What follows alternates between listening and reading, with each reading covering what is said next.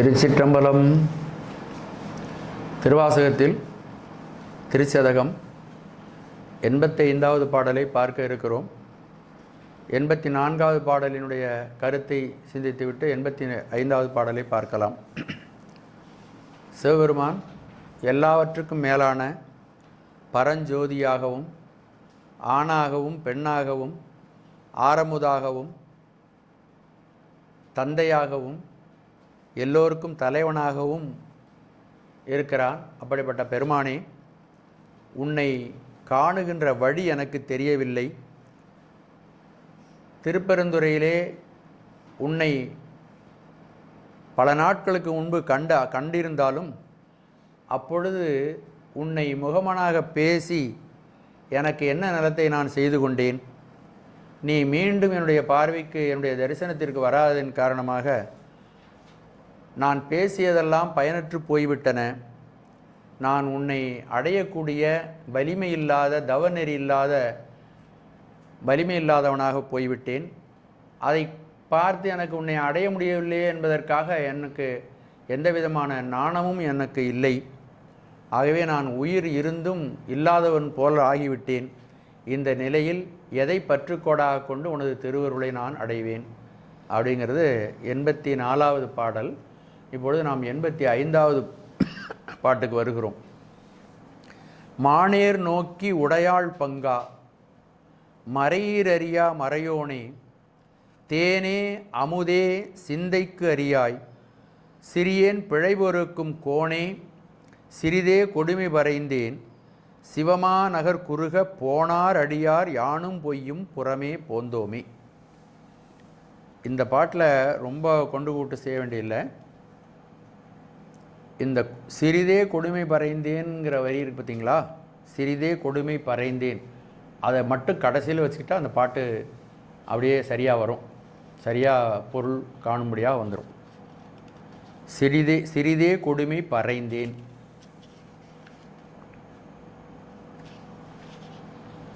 என்னுடைய பதவுரையை பார்க்கலாம். மான் நேர் நோக்கி உடையாள் பங்கா, மானை போன்ற விழிகளையுடைய, உயிர்களையெல்லாம் தனக்கு உடைமையாக உடைய அம்பிகையே ஒரு கூற்றிலே உடையவனே, மறை ஈறு அறியா மறையோனே. இந்த இடத்துல மறை ஈறுன்னு 2 சொற்கள் இருக்கு. மறை வேற, அதனுடைய ஈறு வேற. மறைகளும் மறை முடிவுகளும் உணர முடியாத மறைபொருளாக உள்ளவனே. அதை மறைகள் அப்படின்னு ஏன் சொல்கிறான்னா, அது உண்மையான அர்த்தங்களை தனக்குள்ளே மறைத்து வைத்திருக்கிறது. மறைவாக வைத்திருப்பதினாலே, ரகசியமாக வைத்திருப்பதனாலே மறை அப்படின்னு பேர் இருக்கு. அந்த மெல்லினரானா போட்டோன்னு வச்சுக்கோங்க, மறைன்னா மான்னு அர்த்தம். இங்கே மறை. தேனே அமுதே சிந்தைக்கு அறியாய், தேனே அமுதமே சிந்தைக்கரியாய் மனதிற்கு எட்டாதவனே, சிறியேன் பிழைபொறுக்கும் கோணே, சிறுமையுடையனாகிய என்னுடைய குற்றங்களை பொறுத்தருளும் பெரியோன். கோன் இந்த இடத்துல பெரியோன்கிற பொருள் வருகிறது. அடியார் சிவமாநகர் குறுக போனார். அடியவர்கள் எல்லோரும் பெருமை பொருந்திய சிவபுரத்தை அணுக போனார்கள். யானும் பொய்யும் புறமே போந்தோம், நானும் என் பொய்மையும் சிவமாநகருக்கு புறம்பாக நின்றுவிட்டோம். சிறிது கொடுமை பறைந்தேன். நாங்கள் வர முடியலையே அப்படின்ன உடனே சிறிது கடுஞ்சொல் சொல்லுகிறேன். உன்னை நோக்கி சில கடுமையான சொற்களை பேசிவிட்டேன். ஆகவே பொறுத்தருள வேண்டும். ஒன்றும் இல்லை, உன்னுடைய வாயிலுக்கு வராமல் என்னை தடுத்துட்டாங்க. நானும் பொய்யும் சேர்ந்துருந்தோன்னா என்னை யார் விடுவா? உள்ளே என்னை விடலை. உடனே எனக்கு கோவம் வந்துடுச்சு. சில வார்த்தைகள் கடுமையாக சொல்லிவிட்டேன். ஆகவே என்னை பொறுத்தருள வேண்டும் அப்படின்னு மணிவாசகர் கேட்டுக்கொள்கிறார். முதல் சிந்தனையாக மான் நேர் நோக்கி உடையாள் பங்கா, இது அப்படியே அம்பிகையை சொல்லுகிறது. அப்படிப்பட்ட அம்பிகையை பங்காக உடையவன், தன்னுடைய ஒரு கூற்றிலே இடது பாகத்திலே உடையவன். மான் நேர், மானை போன்ற நேருங்கிறதுக்கு போன்ற, மானை போன்ற மான்விழி போன்ற விழிகளை உடையவளாகிய எம்மை உடைய அம்மையே ஒரு கூற்றில் உடையவனே அப்படின்னு. உடையாள், உடையாள் உந்தன் நடுவிருக்கும் உடையாள் நடுவில் நீருத்தி அப்படின்னு வருது பார்த்தீங்களா திருவாசகத்தில். உடையாள், அவன் உடையான், அவள் உடையாள். தெய்வ நலம் உடையவள் பராசக்தி. அவள் தாய்மை உடையாள் என்பவள். இந்த உலகம் பூரா அவள்தான் ஈன்றாய், உலகம் பூராவும் பெற்றெடுத்தவள் அவள்தான். அவளுடைய சங்கற்பத்தில் அவளுடைய தான் இறைவனுடைய கருணை தான் இந்த உலகத்தையே உண்டாக்கியிருக்கு. அகிலாண்ட கோடி ஈன்ற அன்னையே, அகிலாண்ட கோடி ஈன்ற அன்னையே பின்னையும் கண்ணியன மறைபேசும் ஆனந்த ரூபமயிலே அப்படின்னு பெரியவர்கள் எல்லாம் சொல்லுகிறார்கள். இந்த பிரபஞ்சம் அனைத்தையும் அவள்தான் ஈன்றெடுத்திருக்கிறாள். அவள் ஈன்றெடுத்ததன் காரணமாக இந்த பிரபஞ்சம் அனைத்தும் அவளுடைய உடைமை. அதுதான் அதை சொல்கிறார். மான்னேர் நோக்கி உடையாள், மான் போன்ற விழிகளை உடையவள், இந்த உலகத்தையும் உடையவள். அப்படிப்பட்ட அம்பிகையை பாகமாக கொண்ட சிவபெருமானே. இங்கே மான் விழியை பற்றி ஏன் மான் நேர் நோக்கி அடிக்கடி பார்த்தீங்கன்னா மாணிக்கவாசகர் இந்த வார்த்தையை பயன்படுத்துவார். மான்விழி, மான்விழி முதல்ல அழகுடையது. அம்பிகைக்கு அழகான பொருள்களின் மூலமாக அந்த கண்ணை வர்ணிப்பார்கள் பெரியவர்கள். மீன் போன்ற கண்ணுடையவள் மீனாட்சி.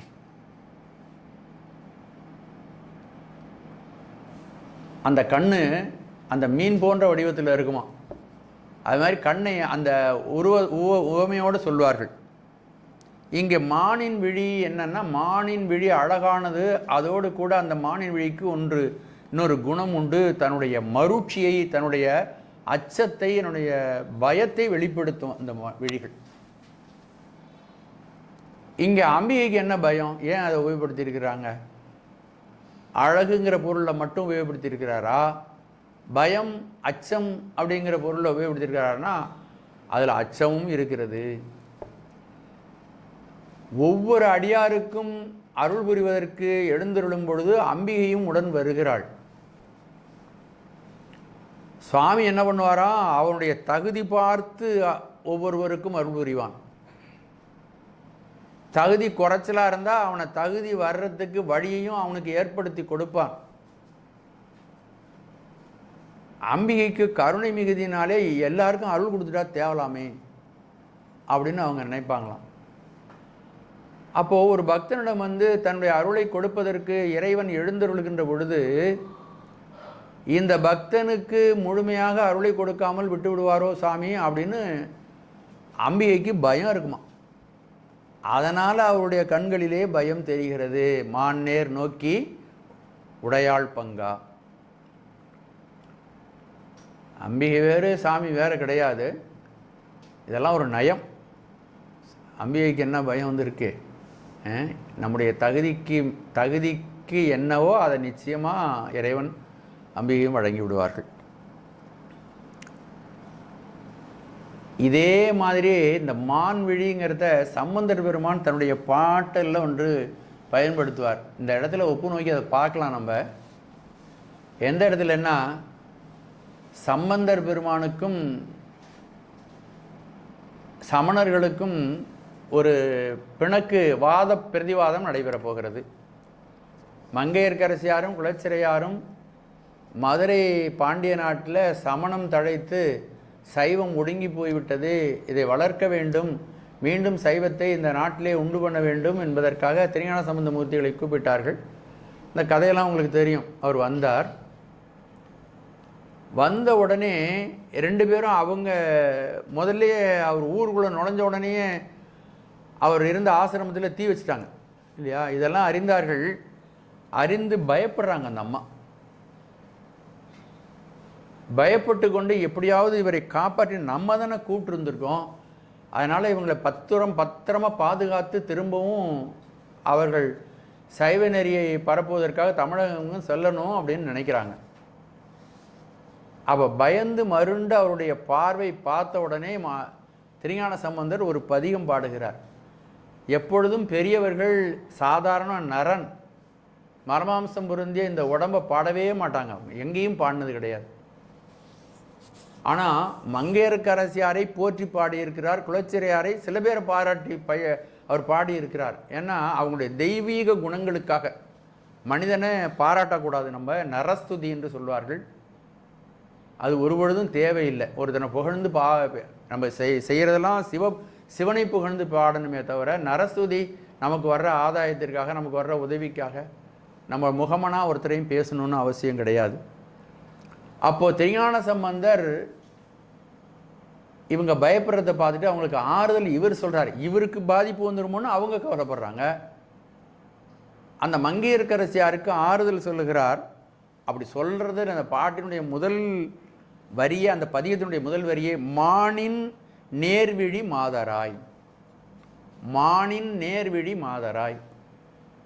எனக்கு ஏதாவது தீங்கு வந்துவிடும் என்று அஞ்சி மான் எப்படி மருண்டு பார்க்குமோ அதுபோல பார்க்கக்கூடிய மாதே மங்கையர்க்கரசியே, வழுதிக்கு மாபெரும் தேவி கேள். இந்த மாதிரி பாட்டு பாருங்கள். இதெல்லாம் சாமியை பற்றி தான் இருக்கும். இதில் பாட்டில் அந்த மங்கையர்க்கரசியாக நான் வழுதிக்கு மனதியாக இருக்கக்கூடியவளே, வழுதிக்கு மாபெரும் தேவி கேள், இதை கேட்டுக்கோ. பாணல் வாயொரு பாலன், பால் ஒழுகிற பாலன் இங்கே வந்திருக்கான்னு நினச்சிக்காத. பாணல் வாயொரு பாலன் இங்கு இவன் என்று நீ பரிவெய்திடில். என்னை பார்த்து நீ இறக்கப்படாத, ஒன்றும் அவசியம் இல்லை. பால் ஒழுகிறவன் அங்கேருந்து 3 வயசு பையன் வந்திருக்கான்னு நீ என்னை கண்டு பரிவெய்திடில். ஆனை மாமலை ஆதியாய விடங்களில் பல அல்லல் சேர் ஈனர்களுக்கு எளியே நல்லேன். இவர்கள்லாம் ஈனர்கள். உனக்கு நான் பெரிய ஆளாக இருக்கலாம், ஈனர்களுக்கு நான் எளியவன் அல்லன். திரு ஆலவாய் அரண் நிற்கவே, அதான் முக்கியமான வரி. திரு ஆலவாய் அரண் நிற்கவே ஈனர்களுக்கு எளியே நல்லன். நான் முற்றிலும் இறைவனை சார்ந்திருக்கிறேன். நான் பலசாலி இல்லை, ஆனால் நான் சார்ந்தவன் பலசாலி. அகிலாண்ட கோடி பிரம்மாண்ட நாயகனாகிய சிவபெருமான் அவனை சார்ந்திருக்கிறேன். பலம் பூரா அங்கிருந்து வருகிறது. நான் ஒன்றுக்கும் கவலைப்பட வேண்டியில்லை.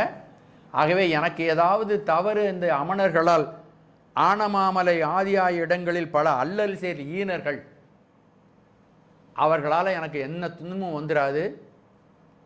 பால் உழுகிற வாய வச்சுக்கிட்டு துணூண்டு வந்து நிற்கிறானே ஒன்றரைச்சான்னு நினைக்காத. மானின் நேர்விழி மாதராய், ஆகவே கவலையே படாத, எனக்கு பின்புலமாக சிவபெருமான் இருக்கிறான், திரு ஆலவாயிலே இருக்கக்கூடிய சிவபெருமான் இருக்கிறான் அப்படின்னு சொல்கிறார். அந்த இடத்துல இந்த மானின் நேர்வழி மாதராய் அதை சுவாமிகள் இங்கு சொல்கிறார்கள். மானின் நேர் நோக்கி உமையாள் பங்கா. முதல்ல கூப்பிட்டார், சாமியை கூப்பிட்டுட்டார். அடுத்தது சொல்கிறார், ஒன்றுன்னும் சொற்களும் ஆழமாக நம்ம சிந்திக்கிறது மட்டும் இல்லை, இது நம்ம வாழ்க்கைக்கு ஒன்றும் பயன்படும். யாருக்கு ரொம்ப பயன்படும்னு கேட்டிங்கன்னா, இறைவனை நோக்கிய பயணத்தில் ஈடுபட்டவர்களுக்கு இது ஒரு அமுதம் போல ஒரு சொல்யூஷன். நம்ம உடம்பு சரியா இல்லை, ரொம்ப ஏதோ ஒரு தொந்தரவுனால கஷ்டப்படுறோம், யாராவது இவங்கள்ட்ட போனீங்கன்னா சௌரியமாயிடும், இல்லை இதுக்காக கஷ்டப்படுறீங்க, இதை சாப்பிட்டா சரியாக போய்டும்னு சொல்கிறாங்கன்னு வச்சுங்க. அதை சாப்பிட்டோன்னு சரியாக போய்ட்டுனா எப்படி இருக்கும் நமக்கு? அது ஒரு அமுத மொழி இல்லையா? அது மாதிரி இறைவனை நோக்கி போகின்ற பயணத்தில் அவனை அடையக்கூடிய வழியில் இவைகளெல்லாம் நமக்கு சாதனங்களாக, நமக்கு உதவியாக இருக்கும். அதனால தான் இது காலங்காலமாக அப்படிப்பட்ட சாதகர்களை உருவாக்கி அவர்களுக்கு பயனளித்து கொண்டிருப்பதனால தான் அதை மீண்டும் மீண்டும் விரும்பி நம்மளாம் படிக்கிறோம். மறையீறு அறியா மறையோனே. மறைனா 4 மறை. அது தன்னுடைய ஹிருதயத்துக்குள்ளே இறைவனை பூட்டி வைத்திருக்கிறது, மறைத்து வைத்திருக்கிறது மறை. அதை ஓதினும் அதனுடைய பொருளை கேட்டு அதுக்குள்ளே இருக்கின்ற பொருளெல்லாம் நாம் புரிந்து கொள்ள வேண்டும். மறை 4 மறை.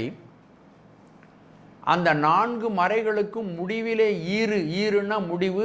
அந்த முடிவாக இருக்கக்கூடியவை உபநிடதங்கள், அதை குறிக்குது.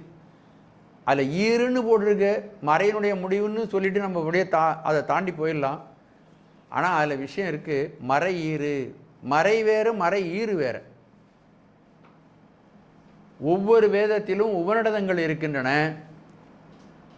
உபநிடதங்கள் ஞானவாத பொருளை சொல்லக்கூடியவை. அவைகள் இறைவனை நமக்கு காட்டக்கூடியவைகள் அந்த உபநிடதங்கள். அந்த மறையும் சரி, மறையீராக உள்ள உபநிடதங்களும் அறியாத மறைப்பொருளாக இருக்கின்றவனேன்னு அப்படின்னு சொல்கிறார். அப்போ எவ்வளவு உயர்ந்தவன்! மாணிக்கவாசகர் இதை ஒரே வரியிலே நமக்கு சொல்லியிருக்கிறார். மாற்றம் மனம் கழிய நின்ற மறையோனி. மாற்றம் மனம் கழி, மாற்றம்னா சொல்லு. இப்போது மறையும் மறையீரும் ரெண்டும் சேர்ந்து சொல்லுதான். அப்போது மறைகள் முடிவாக இருக்கக்கூடிய உபநிடதங்களும் அறியாமல் மறைந்திருக்கக்கூடிய பரம்பொருளே. இவைகளெல்லாம் நூல்கள். நூல்கள் கைகாட்டியை போன்று வழிகாட்டும். அது கையை பிடிச்சி அழைச்சிட்டு வராது. அந்த கை காட்டுகின்ற அளவுக்குத்தான் அவைகள் நமக்கு பயன் தரும். இவைகள் எவ்வளவு உயர்ந்த நூல்களாக இருந்தாலும் இதை அபரஞானம் என்று நம்முடைய சைவ சித்தாந்தம் சொல்லும். அபரஞானம், பரம் அல்லாதது, மேலான நம்ம இறைவனை பார்த்து அனுபவிக்கின்ற ஞானம் வேறு, நூல்களினாலே நமக்கு வருகின்ற ஞானம் வேறு. நூல்களினாலே நாம் வருகின்ற ஞானத்தை நாம் செயற்படுத்தி அதிலிருந்து வருகின்ற தடைகளையெல்லாம் நீங்கி எதை செய்ய வேண்டுமோ அதையெல்லாம் செய்து நான் அடைய வேண்டிய அனுபவத்தை அடைவதற்கு இவைகள் வழியாக உதவுகின்றன. அதனால் இந்த நூல்களெல்லாம் நம்ம படிக்கிறோம். மறையீறு அறியா மறையோன். மறையோன்னா மறைபொருளாக இருப்பவன். மறையோன் மறைபொருளாக இருப்பவன், மறைந்து நிற்பவன். இன்னொரு பேரில் சாதாரணமாக சொன்னோம்னா அந்தணன், மறைந்து நிற்பவன். இதை மாணிக்கவாசகர் பல இடங்களில் சொல்லுகிறார். நூல் உணர்வு உணரா நுண்ணியோன் காண்க. நூல் உணர்வு உணரா நுண்ணியோன். ஆக நூலினாலே நம்ம எவ்வளவு படித்தாலும் அதனால் அவனை அடைய முடியாது. மறைத்திறம் நோக்கி வருந்தினர் குளித்தும். இதெல்லாம் திருவாசகத்தில் பல இடங்களில் அதெல்லாம் சொல்கிறார். மறைத்திறம் நோக்கி வருந்தினருக்கு, அந்த வேதங்களை படிப்பதற்கு நிறைய பிரயாசப்படுவார்கள். அந்த துணி கரெக்டாக சரியாக அமையறதுக்கும் நிரம்ப முயற்சி எடுத்துக்கொண்டு சந்தை செய்தல் காலையில் 3 மணிக்கு எழுந்து அந்த சத்தம் சரியாக வர்றதுக்காக தண்ணீரில் நின்று அந்த தொண்டையெல்லாம் பழக்கி, நம்ம நினைக்கிறோம் அவங்களுக்கு தான் அதை படிக்க முடியும் அப்படின்ட்டு. அவங்களுக்கு தான் படிக்க முடியும், அவங்க தான் அந்த மாதிரி சிரமத்தை எடுத்துக்கிறாங்க. நாமும்னா அவங்க பல பரம்பரையாக அந்த அந்த துணியெல்லாம் வாயில் வந்து வந்து வந்து அதுக்கு பழக்கப்பட்டிருக்கு. அவங்க கரெக்டாக சொல்கிறாங்க. நம்ம வரணும்னா நம்ம ஒரு 4 தலைமுறை 5 தலைமுறை இந்த மாதிரி பழக்கணும். அதுக்கு பிறகு தான் வரும். மறைத்திறம் நோக்கி வருந்தினர் குளித்தும் வேதங்கள் ஐயா என ஒங்கி ஆழ்ந்தகன்ற நுண்ணியனே. ஆகவே மறையீர் அறியா மறையோன். நம்முடைய சைவஞான சித்தியார் ஒரு செய்தியை சொல்லுகிறது. நம்ம ஞானம் அடைவதற்கு நமக்கு வாக்கு ஞானம் ரொம்ப ரொம்ப அவசியம். சிந்தனை இல்லாட்டி ஞானம் நமக்கு கிடைக்காது. சிந்தனை எழுத்தில் தொடங்கி அது சொல்லாக மாறி வாக்கியங்களாக வருகின்றன. மந்திரம், பதம், வண்ணம் அப்படின்லாம் பார்த்துருக்குறோம். அப்படி உருவாகின்றன. சுத்தமாயிலே தோன்றுகின்ற அந்த ஓசையானது அது மெல்ல அசுத்தமாயிக்கு இறங்கி, அசுத்தமாயிலிருந்து பிரகிருதி மாயைக்கு இறங்கி நம்முடைய உடம்புக்கு வந்து மூலாதாரத்தில் இருந்து அது மெல்ல மெல்ல எழுந்து நம்முடைய வாயின் வழியாக அது வெளிவருகிறது. அது அவ்வளோ பெரிய பொக்கிஷம். சொல்ல போல ஒரு பொக்கிஷம் இருக்கிறதுலையே மிக உயர்ந்தது வாக்கு. நம்ம உடம்புலேருந்து வெளியாகிற ஆற்றல்களில் மிக உன்னதமானது வாக்கு.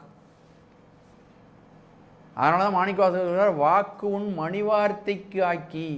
வாக்கை எதுக்கு ஆக்கணும்? உன்னுடைய மணிவார்த்தைக்கு ஆக்கி. அதனால தான் மிக உயர்ந்த அந்த வார்த்தையை, சிந்தனையை இறைவனுடைய புகழை பாடுவதற்கு மட்டும் பேசிற்றாம் ஈசனே எந்தை பெருமானே என்றென்றே பேசி பேசி பேசினா சிவபெருமானே எந்தை பெருமானே அப்படின்னு பேசணுமா. வாக்கு வந்து ரொம்ப ரொம்ப மேலானது. அதை நம்ம வந்து பல்வேறு வகைகளில் விரயம் செய்கிறோம். தேவையில்லாத விஷயங்களுக்கெல்லாம் பேசுகிறோம். மறை ஈறு அறியாத மறையோன். அப்படிப்பட்ட வாக்கு மூவகை அணுக்களுக்கும், விஞ்ஞானகலர் பிரளயாகலர் சகலர் வகை ஆன்மாக்களுக்கு முறையின் விந்து ஞானம் மேவினது இல்லையாகில் விளங்கிய ஞானம் என்றாம். சுத்த தத்துவத்திலிருந்து வந்த சூக்குமை, பைசந்தி, மத்திமை, வைகரி.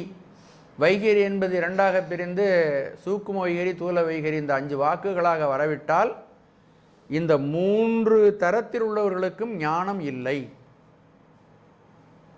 விஞ்ஞானகலர் பிரளயாகலர் 3 பேருக்கும் கிடையாது. இந்த ஞானம் ஒரு காலத்தில் இந்த ஞானம் இவ்வளவு உயர்ந்த இந்த ஞானம் கூட அதிலிருந்தும் அதன் மீது இருக்கின்ற பற்றுதலிலிருந்தும் ஒருவன் நீங்க வேண்டும். ஓவிட விந்து ஞானம், இந்த சுத்தமாயிலிருந்து வருகின்ற இந்த சொற்களினால் வருகின்ற ஞானம் இருக்கிறதே, அதிலிருந்தும் ஒருவன் நீங்க வேண்டும். அப்படி நீங்கும் பொழுது உதிப்பதோர் ஞானம் உண்டேல், ஒரு ஞானம் உண்டாகும். அதுதான் பதிஞானம், இறைவனார் அருளப்படுகின்ற ஞானம். அந்த ஞானம் சாஸ்வதமானது. இந்த ஞானமெல்லாம் நீங்கிடும். ஓவிட விந்து ஞானம் உதிப்பதோர் ஞானம் உண்டேல் சேவுயர் கொடியினான்தன் சேவடி சேரலாமே. ஆகவே அந்த பதிஞானம் வந்தால்தான் சேவுயர் கொடி, சேவுயர் கொடி, சேவார்வெல் கொடி சிவனையே போற்றி அப்படின்னு சொல்லுவார். அதனால் கூட ரிஷப கொடி ஏந்தி இருக்கின்ற சிவபெருமானுடைய திருவடியை நாம் அடைய முடியும். ஆகவே இந்த வாக்கு ஞானத்தை நம்ம வளர்க்கணும். எப்போ வரலாம்? நம்ம ஞானம் வருகின்ற வரையிலும். அதுக்கு பிறகு வாக்கு ஞானத்தில் இருந்தும் நாம் விடுபட வேண்டும்.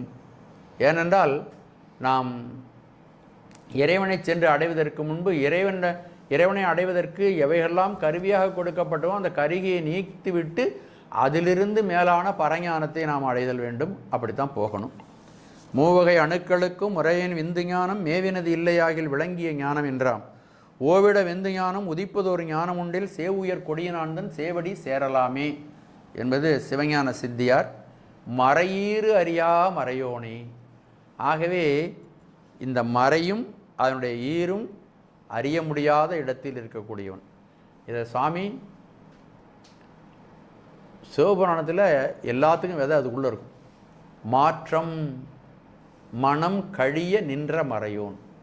சிவபெருமான் சொல்லுக்கும் மனதுக்கும் அப்பாற்பட்டவன். இப்போ அடுத்ததில் மனதை பற்றி சொல்ல வர்றார். இந்த ரெண்டையும் கடந்தவன் என்பது இப்பொழுது மறையீரறியா மறையோனேன்னு சொன்னவர் அடுத்தது தேனே அமுதே சிந்தைக்கு அறியாய் மனம் கடந்தவன் அப்படிங்கிறது சொல்ல வர்றார். இங்கே தேன் அமுதுன்னு சுவாமி அழைக்கப்படுகிறார். ஏன் அப்படின்னா யாரெல்லாம் அதனை அடைகிறார்களோ அவர்களுக்கு அது இனிமை பயக்கிறது, சுவையை தருகிறது. உலகத்திலே ரொம்ப தித்திப்பு ரொம்ப சுவையுடையது அப்படின்னா தேன் எடுத்துக்கொண்டு கொள்கிறார்கள் பெரியவர்களெல்லாம். அப்போ நமக்கு அந்த இன்பம் எப்படி இருக்குன்னா தேன் போல், அது தேனை விட திகட்டாததாக இருக்கும். வேறு உலகத்தில் ஒன்றும் காட்ட முடியாது.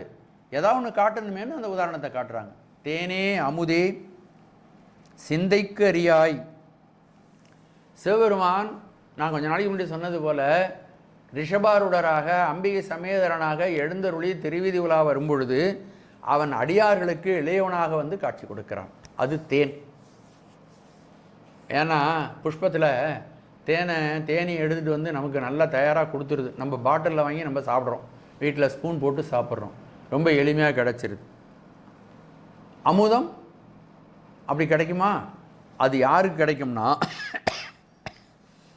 தேவர்களுக்கு தான் அந்த அமுதம் கிடைக்கும். தேவர்கள் தான் அமுதத்தை உண்ணுகிறவர்கள். மறைத்திறம் நோக்கி வருந்தினர் கொளித்தும் அப்படின்னு அது ரொம்ப கடுமையாக பெற வேண்டியது அமுதம். ஆகவே கடவுள் என்ன பண்ணுறான்? தேனாகவும் இருக்கிறான். ரொம்ப நுணுக்கரிய நுண்ணியனாக இருந்து மறைபொருளிலே தேடுகின்றவர்களுக்கு அவன் அதன் மூலம் அமுதமாகவும் வெளிப்படுகிறான். அமுதம் வெளிப்படுவதற்கு பார்க்கடலை கடைஞ்சு வாசுங்கிற நாண கயிறா கட்டி தேவர்கள் ஒரு பக்கம் அசுரர் ஒரு பக்கமாக கடைஞ்சு அதிலிருந்து வெளிப்பட்ட நஞ்சை சிவபெருமான் உண்டு அவர்களை எல்லாரையும் காப்பாற்றி அவ்வளவு பிரயத்தனப்பட்டு அது வருது. அதனால் அது அமுது. அந்த யார் கடினமாக உழைக்கிறார்களோ அவர்களுக்கு அமுதமாக அவன் வெளிப்படுகிறான். நுணுக்கரிய நோக்கரிய நோக்கே நுணுக்கரிய நுண்ணுணர்வே போக்கும் வரவும் புணருமிலா புண்ணியனே அப்படி. இது இறைவனுடைய இலக்கணம் என்னன்னா, இறைவனுடைய இலக்கணம் மாற்றம் மனம் கழிய நின்ற முறையோன்னு தான் இறைவனுடைய இலக்கணம். மாற்றங்கழிய நின்றமை. மாற்றம் கழிய, மாற்றம்னா சொல்லு, அது கழிய நின்றமையை இந்த பாட்டிலேயே சொல்கிறார். மறையிறறியா மறையோனே அந்த ஒரு வார்த்தையினால் மனங்கழிய நின்றமை சிந்தைக்கரியாய் என்பதன் மூலம் சொல்லுகிறார். ஆகவே இறைவனுடைய இலக்கணம் இந்த 2 வரிகளினாலும் மறையிறறியா மறையோனே தேனே அமுதே சிந்தைக்கரியாய் என்பதன் மூலமும் நமக்கு இதை வெளிப்படுத்துகிறார். சிவபெருமான் காண்டற்கரியன் கண்டாயின்னு அப்பர் பெருமான் சொல்லுவார். அவன் எளியவனுக்கு எளியவன், அரியவருக்கு அரியவன். அரியதில் அறிய அரியோய் அரியோன் போற்றி மறையிறறியா மறையோனே மறையில் ஈருமுன் தொடரொணாதனி. 10வது பகுதியில் வருது. மறையில் ஈருமுன் தொடரொணாதனி. இப்படியெல்லாம் பெரியவர்கள் இறைவன் எவ்வளவு பெரியவன் அப்படிங்கிறத சொல்கிறாங்க. இவ்வளதையும் சொல்லிட்டு அடுத்து என்ன சொல்கிறார்? சிறியேன் பிழைபொறுக்கும் கோன். சிறியேன் யாரு? பெரியோன் யாரு? இங்கு சிறியவன் சிறுமையுடைய என் குற்றங்களை பொறுத்தருளும் பெரியவனே. சிறு செயல்கள் சிறுமை குணமுடையவர்கள். சிறு செயல்கள் அல்ல. நம்ம சாதாரணமாக இங்கே இருக்கிற இந்த வகுப்பை ஒழுங்குபடுத்துறதுக்கு வேண்டிய நார்களை கொண்டு வைக்கிறோம், அது ஒரு சிறு செயல். அதை சொல்லலை. இங்கே சிறுமையுடைய தாழ்ந்த செயல்கள். அந்த தாழ்ந்த செயல்களை செய்கின்றவர்கள் சிறுமையுடையவர்கள். பொய், வஞ்சகம், திருட்டு முதலானவர்கள் செய்கிறவர்கள் வஞ்சகம். அந்த சிறுமையுடையவர்கள். அந்த குணம் உடையவர்கள் செய்கின்ற பிழையெல்லாம் பொறுக்கக்கூடிய பொறுமையாக அவைகளையெல்லாம் பொறுத்து கொள்ளக்கூடிய பெரியவனாக சிவபெருமான் விளங்குகிறான். பெருமை குணம் என்ன அப்படின்னா, இந்த சிறியோர்கள் செய்த சிறுபிழையெல்லாம் பொறுத்து கொள்வது பெரியோருடைய குணம். ஆகவே யாவருக்கும் சிறியவனாகிய நான் செய்யும் குற்றங்களை யாவரினும் பெரியவனாகிய நீ பொறுத்து அருளல் வேண்டும். சிறியேன் பிழை பொறுக்கும் கோனே. கோன் அப்படின்னா தலைவன். இன்னொன்று தலைவன், பதி, அரசன் அப்படின்லாம் பொருள்படும். எப்படி இந்த பசுக்கூட்டங்களுக்கெல்லாம் தலைவனாக பசுபதியாக அந்த மாடு மேய்க்கிறவர் இருக்கிறாரோ, அதுபோல பசுக்களாகிய நம்மையெல்லாம் நம்மை காப்பாற்றுகின்ற தலைவனாக சிவபெருமான் பசுபதியாக விளங்குகிறான். ஆகவே கோன் என்பது இங்கு பசுபதியாகிய சிவபெருமானை குறிக்கிறது. ஆணிரைகளை காப்பது போல என்னை காப்பாற்றி அருள வேண்டும் அப்படின்னு சிறியேன் பிழைபொறுக்கும் கோனே. என்னுடைய சிறுமையாகிய செயல்களை செய்யக்கூடிய, என்னுடைய குற்றங்களையெல்லாம் பொறுத்தருளக்கூடிய தலைவனாக இருக்கக்கூடிய சிவபெருமானே. அடியார் சிவமா நகர் குறுக போனார். அடியார்கள் எல்லோரும் திரும்ப திரும்ப அதையே சொல்றாரு பாருங்க. அடியார்கள் எல்லோரும் சிவமாநகர் குறுக போனார். அதாவது சிவமாநகர் எங்கேயோ இருக்கு, ஒரு தூரத்தில் இருக்கு. இங்கே அடியார்கள் எல்லாம் இருக்கிறார்கள் திருப்பெருந்துறையில்.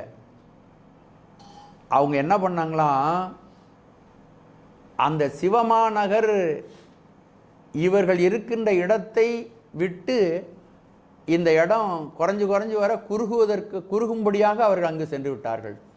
இவர்கள் இறைவனை நோக்கி போக போக அந்த இடம் குறுகி கொண்டே வருகிறது, சேர வேண்டிய இடம் குறுகி கொண்டே வருகிறது. அப்படிப்பட்ட இடத்தை அவர்கள் அடைந்தார்கள். சிவமாநகர் குறுக போனார். அப்போ நம்ம இந்த இடத்துல இருக்கிறோம், நான் அந்த இடத்துக்கு வரேன்னா இந்த இடத்த விட்டு விலக விலக அந்த அடையக்கூடிய லட்சியத்தை நெருங்குறேன் இல்லையா, அப்படி நெருங்கி போனார்கள். குறுகுதல் அப்படின்னா நெருங்கி போதும். சிவமாநகர் குறுக போனார். தங்களுக்கும் வீட்டுலகத்திற்கும் மத்தியில் உள்ள இடைவெளி குறைந்து வீட்டுலகத்திற்கே சென்றார்கள். யானும் பொய்யும் புறமே போந்தோமே. மெய்ப்பொருளாகிய சிவபெருமான் இருப்பிடம் சிவமாநகர். அங்கு பொய்க்கு இடமே இல்லை. யானும் பொய்யும் புறமே போந்தோம். அடியார்களெல்லாம் சிவமாநகர் போய்விட்டார்கள். அங்கு பொய்க்கு வேலையே இல்லை. பொய் இல்லாதவர்கள் தான் அங்கே போவாங்க. நான் அவர்களெல்லாம் துணையுடன் சிவலோகம் சேர்ந்து விட்டார்கள். பொய்யினுடைய துணை கொண்டு இருக்கிறேன். பொய்ங்கிறது இங்கே அடிக்கடி என்ன சொல்கிறாருன்னா, இந்த பொய்யாகிய உடலை, பொய்யாகிய உலகத்தை மெய் என்று நம்புவதனால, பொய்யை சார்ந்திருப்பதனால பொய்யன் என்று தனக்கு சொல்கிறார். அதனால் அடியார்களெல்லாம் உன்னை வந்து அடைந்து விட்டார்கள். யானும் பொய்யும், யான் பொய்யையே கட்டி கொண்டு வாழ்கிறேன். பொய்யும் நானும் வேற வேறன்னு சொல்ல முடியாத அளவுக்கு நானும் பொய்யும் நெருங்கி இருக்கிறோம். நான் போய் இறைவனை சேராதற்கு காரணம் பொய்யான உலக வாழ்வை இன்னும் அதிலே பிடிப்பிருப்பதினால், பற்று இருப்பதினால் நான் இங்கு வாழ்ந்து கொண்டிருக்கிறேன். ஆகவே இப்படிப்பட்ட வாழ்க்கையில் இருக்கின்ற நான், எனக்கு என்னை அடியார்களெல்லாம் உன்னுடன் வந்து சேர்ந்து விட்டார்கள். நான் உன்னை வந்து அடைய முடியாத வருத்தம் எனக்கு இருக்கிறது. அதனால் சில கடிமொழிகளை, கடுமையான மொழிகளை உன் மீது பொழிந்து உன்னை திட்டிவிட்டேன், என்னை பொறுத்தருள்க அப்படின்னு சொல்கிறார். இந்த பொய்யும் யானும், அதாவது இறைவனுடைய அடியவர்கள் அங்கு இறைவனை சேர்ந்து விட்டார்கள் அப்படிங்கிறத மானேர் நோய், இன்னொரு பாட்டு 59வது பாட்டு நம்ம பார்த்த பாட்டு தான், ஒரு சும்மா நினைவுக்கு சொல்கிறேன். மானேர் நோக்கி உமையாள் பங்கா வந்தி இங்கு ஆட்கொண்ட தேனே அமுதே கரும்பின் தெளிவே சிவனே தென்தில்லை கோணே உந்தன் திருக்குறிப்பு கூடுவார் நின் கடல் கூட. சிவபெருமான் வந்து தினைப்பொழுதும் நம்மை விட்டு நீங்காத தன்மையுடையவன். அந்த திருக்குறிப்பை உணர்ந்தவர்களெல்லாம் உன் கடல் கூட. ஊனார் புழுக்கூடு இது காத்து இங்கு இருப்பதாக முடித்தாயே. நான் அந்த உடம்பை வச்சுக்கிட்டு இந்த உலகத்திலே இருக்குமாறு செய்திருக்கிறாய். இதுவும் முண்டியும் அந்த பாட்டில் அவர் சொல்லி இருக்கிறார் அந்த செய்தியை. திருக்கோவையாரில் இன்னொரு செய்தி சொல்லப்படுகிறது. யார் பொய்யையே மெய்யென்று கருதி கொண்டு பொய்யான வாழ்க்கையில் மிகவும் சந்தோஷப்பட்டு கொண்டு இருக்கிறார்களோ அவர்களுக்கு இறைவன் தூரமாக இருப்பான். மெய்யுடையவர்களுக்கு அவன் மிக மிக அருகிலே, திருச்சிட்டம்பலம் ரொம்ப கிட்ட வந்துடும் அப்படின்னு சொல்கிறார். பொய்யுடையார்க்கு அரண்போல் அகலும் மகன்றான் புணரின் மெய்யுடையார்க்கு அவன் அம்பலம் போல மிக நணுகும் அப்படிங்கிறது திருக்கோவையார். இப்போ நம்ம என்ன தெரிஞ்சுக்கணுன்னா, இவ்வளவு புலம்பியும் அவரை கூட்டு போகாமல் இருக்கிற, யாராவது புலம்புனா, ரொம்ப புலம்புனா, நம்ம குழந்தைகள்லாம் இந்த மாதிரி ஏதாவது அழுது அடம் முடிச்சுன்னா போனா வீட்டு போகணுன்னு கொடுத்துருவோம் இல்லையா? உடம்பு சரியில்லாமல் போனால் கூட ஐஸ் கட்டி வாங்கி கொடுத்துருவோம். ஆனால் சிவபெருமான் ஒரு பொழுதும் கொடுக்க மாட்டார். சரி இவ்வளோ தூரம் பரிதவிக்கிறான், நம்மளை வந்து அடையணும்னு ஆசைப்பட்றான், அழைச்சிட்டு போயிடலாம் அப்படின்னு அவருக்கு ஒரு தடவை இறக்கம் வராது. ஏன் காரணம் என்னென்னா, முழுசாக திருவாசகத்தை வெளிப்படுத்தாத வரையிலும் அவர் ஒரு திட்டம் போட்டு இங்கே அனுப்பிட்டார். அதனால் திருவாசகத்தை முழுதாக வெளிப்படுத்தி நமக்கு படுத்தாத வரையிலும் அவரை மீண்டும் அவரை அழைத்து கொள்ள மாட்டார். நம்முடைய நன்மைக்காகத்தான் இவ்வாறு வைத்திருக்கிறார். நமக்கே தோணும், இவ்வளோ தூரம் அழுது புலம்புகிறார், கீழே விழுந்தெல்லாம் அழுகிறார், அழுந்து உளுந்து பிறண்டு என்னென்னமோ சொல்கிறார், நான் செத்துப்படக்கூடாதான்னு கேட்குறார். அதனால் கடவுள் கொஞ்சம் அருள் புரிஞ்சிருக்கலாமே, இந்த திருச்சதவீரம் முடிச்சிருக்கலாமே அப்படின்னு நினைக்காம சாமி வைத்திருப்பாது. மீதி பாட்டும் நம்ம கேட்கணுங்கிறதுக்காகத்தான். சிறிது கொடுமை பறைந்தேன், சிறிது கொடுமை பறைந்தேன், இப்படி எனக்கு நீ அருள் புரிய. யானும் பொய்யும் புறமே போந்தோம், உன்னுடைய அடியார்களெல்லாம் உன்னை சேர்ந்தார்கள், நானும் பொய்யும் புறமே நின்றுட்டோம், அந்த வாசலுக்கே வர முடியல. அதனால் உன்னை இகழ்ந்து நான் பேசிவிட்டேன், கொடுமை பறைந்தேன், சிறிது கடுஞ்சொற்களை சொல்லிவிட்டேன். கொடுமை என்பதற்கு திருக்குறளில் ஒரு பொருள் இருக்குது. கொடுமைன்னா கொடுமையான, கடுமை, கேட்பதற்கு இனிமையில்லாத சொற்கள்னு ஒரு பொருள். கேட்பதற்கு இனிமையில்லாத ஒரு கடுமையான சொல் கொடுமை. இன்னொன்று, நம்ம சொல்கிற சொல்லு இனிமையோடு இருக்கலாம், ஆனால் செயலில் தீமை விளைவிச்சா அதுவும் கூட கொடுமை. யாராவது ஒருத்தரை பார்த்து ஏய் உன்னை கத்தியால் சொருவிடுவேன், தம்பி வாடா உன்னை கத்தியால் சொருவிடுவேன் அப்படின்னு ஒருத்தர் சொல்கிறான்னு வச்சுங்களேன். வார்த்தையில் கொடுமை இல்லை, இனிமையாக தான் இருக்குது. ஆனால் அது எப்படிப்பட்ட செயலை செய்யும்? அப்போ அந்த வார்த்தையும் கொடுமை அப்படி சேர்த்துக்கணும். சில பேர் சர்க்கரையாக பேசுகிறான் அப்படின்லாம் சொல்கிறாங்கல்ல, அப்படி பேசி கொடுமை செய்தால் அதுவும் கொடுமை. காட்சி கிளியன் கடுஞ்சொல்லன் அல்லனேல் மீக்கூறும் மன்னன் நிலம் அப்படின்னு திருக்குறள் அதுக்கு பரிமையழகர் இந்த உரையை சொல்லுகிறார். கேட்பதற்கு இனிமை இல்லாத சொல், செயலில் தீமை விளைவிக்கக்கூடிய சொல். இந்த கொடுமை பறைந்தேன், இந்த கொடுமையான சொற்களை நான் சொல்லிவிட்டேன் சிவபெருமானே, என்னை நீ காப்பாற்ற வேண்டும். நான் வந்து வாய் தவறி சொல்லிட்டேன். ஒரு குழந்தை, அரியா பருவத்து குழந்தை தன்னுடைய தந்தையை நோக்கி திட்டியது போல நீ ஏற்றுக்கொள்ள வேண்டும். அதற்காக நீ எனக்கு எதையும் தண்டித்து விடாதே.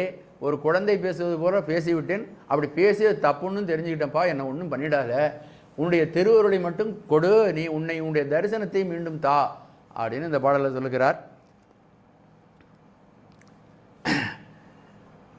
ஆகவே இந்த பாடல் மறுபடியும் ஒரு தடவை பார்க்கலாம். அதை மானேர் நோக்கி உமையாள் பங்கா, மானை போன்ற விழியுடைய இந்த அகில பிரபஞ்சத்தையும் தோற்றுவித்தருடைய அம்பிகையை தனது பங்காக உடைய சிவபெருமானே, உன்னை மறைகளும் மறைகளின் முடிவாக இருக்கக்கூடிய உபநிடதங்களும் அறிய முடியாத மறைபொருளாக உள்ளவனே, தேனாகவும் அமுதமாகவும் தித்திக்கக்கூடியவனே, சிந்தனைக்கு எட்டாத சிவபரம்பொருளே, சிறியேனுடைய பிழையெல்லாம் பொறுத்து என்னை ஆட்கொள்கின்ற தலைவனாக விளங்கக்கூடிய சிவபெருமானே, உன்னுடைய அடியார்கள் எல்லாம் சிவபுரம் நோக்கி வந்தார்கள். ஆனால் நான் அந்த சிவபுரம் நோக்கி வர முடியாமல் பொய்யையே பற்றாக பற்றி கொண்டு வாசற்கடையிலே நின்று போய்விட்டேன். அதன் காரணமாக உன்னை கொடுமையான மொழிகளினால் பேசிவிட்டேன். என்னை மன்னித்தருளாயாக. ஒரு குழந்தை தந்தையை கோபத்தில் திட்டுவது போல திட்டிவிட்டேன். என்னை பொறுத்து அருளி எனக்கு உனது தரிசனத்தை நிறைவாக தந்தருள வேண்டும் என்று இந்த பாடலிலே சுவாமிகள் சொல்லி அருள்கிறார்கள். திருச்சிற்றம்பலம்.